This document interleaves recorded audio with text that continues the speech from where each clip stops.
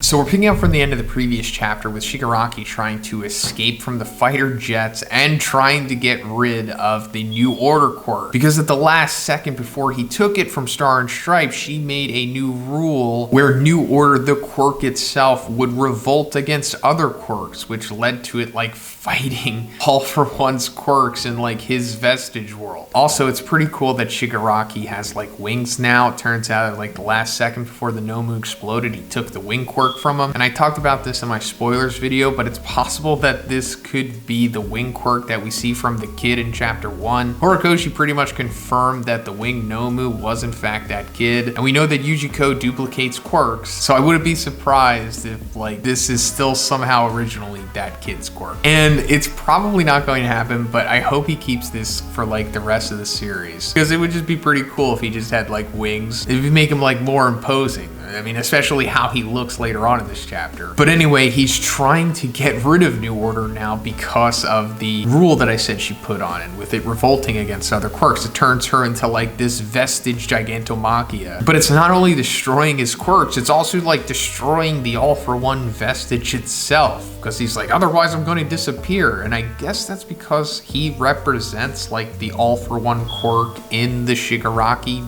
vessel thing. But then we see him have like this vision of All Might. He's like, you again. In the end, no matter where I go, it's always about you. Just, you know, further establishing that no matter how far he gets, All For One is always going to be there chasing him, especially All Might. Let's talk about the sponsor of this video. It's called Raid Shadow Legends, and it's actually a great game. It has global PvP, massive PvE boss battles, and over 600 champions. And you can download this game right now on your phone or PC by just clicking the link in the description. I also have a QR code here if you haven't noticed. By the way, remember I said there's boss battles? Well, let's talk about one of them. And that's the Guardian of the Void Keep, Malik Kavar. This guy was once the Priest of the Light, but then one day he was like, nah, and became the Priest of the Dark. If you want to have any chance of defeating this guy, you should probably get some shield buffs and healing to counteract his poison, which damages you a lot, or just simply get the ability to remove the debuffs directly. And that's honestly one of my favorite aspects of this game. You could just go straight up debuff your debuff. There's tons happening in Raid this month. Special events every day,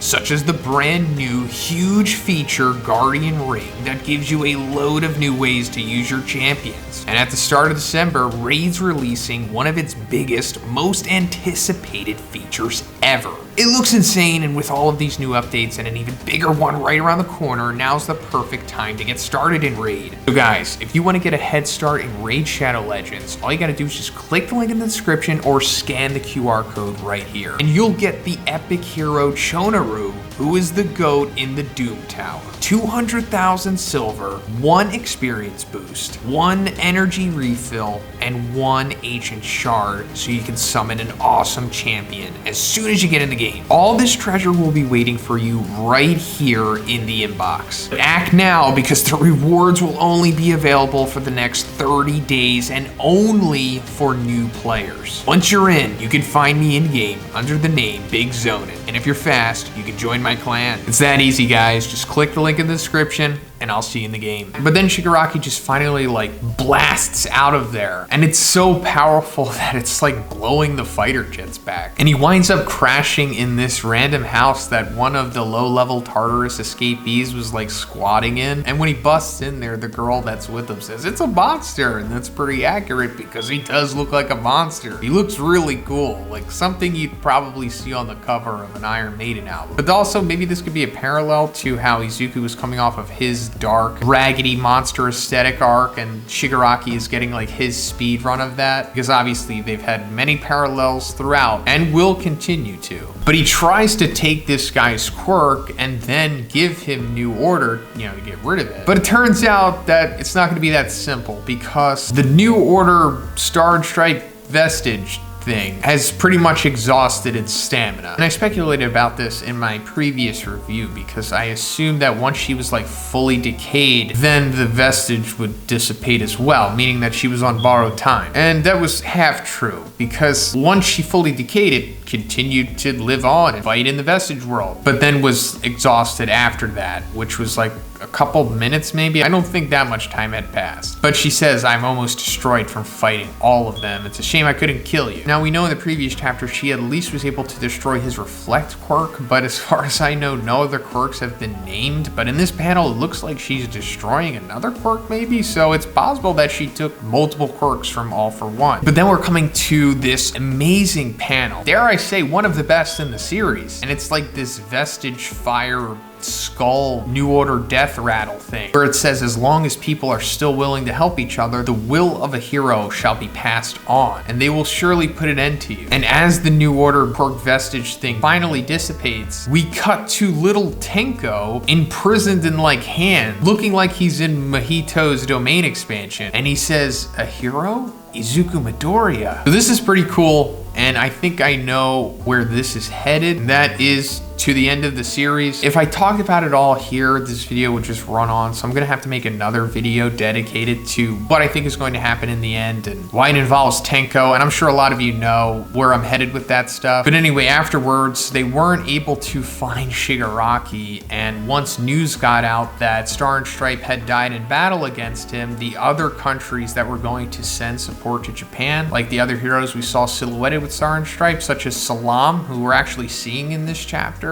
I think maybe for the first time, aside from like his silhouette. But anyway, they decide to not send help anymore because they feel that they'll just die to Shigaraki anyway, and then they're gonna be defenseless, which is understandable, but at least give them like a little help. I mean, I'm sure Japan would have done that for you, right? I mean, they've done it at least in the movies. Then we're coming to All Might, meeting up with the fighter jet pilots, the buddies of Star and Stripe, which is pretty cool. And All Might says, I wanted to see Cassie again. And the spoilers yesterday pretty much implied that he had never met her before. Since he has, I hope it was like before Camino, meaning that he met her in muscle form, because that would be awesome. And I hope we get a flashback of that, but it's unlikely. But it turns out that the fighter jets have like these super crazy powerful computer cameras that are able to measure all of his biological processes and analyze his quirk. And yesterday I was confused by how All Might was coming up with his recovery figure for Shigaraki, but it turns out it's because they're giving him the data here, because the pilot says, I'm sure this data will prove invaluable. But that leads to All Might going to UA, and we're finally seeing the students again. Yay! Bakugo's here. It's been like maybe 2 months since we last saw them, but he reveals to them that Star and Stripe's effort here has essentially given them 1 week to prepare, because otherwise Shigaraki would have been 100% right now. And like I said, they're figuring this out from the data provided by those jets. And he says, use this time wisely. And in the last panel, we see the big 3, and it says, for we must defeat All for One and Shigaraki. With a glimmer of hope on the horizon, the young boys assemble once more. So this is hyped, and I think this is sending us into the penultimate arc here, which is just going to be like a training arc slash tying up loose ends arc. Like, I hope Horikoshi uses this time to just tie up like the lingering storylines that he had, such as like the Kurogiri thing, for example. And then we go into the final arc, which will just ride off until the final chapter, obviously. I could be wrong. I mean, we could just go straight into the final arc after this. That could always happen. But it doesn't seem like Horikoshi really wants to rush with it, especially since what he says here, Star gave us this 1 extra week, so why would he just time skip it, you know? But let me know what you think about this chapter in the comments, guys. Really enjoyed this one. Looking forward to what the future has. I'm thinking this series has at least 1 year left. So around this time next year, we'll be in the final chapters, or at least that's where I see it. But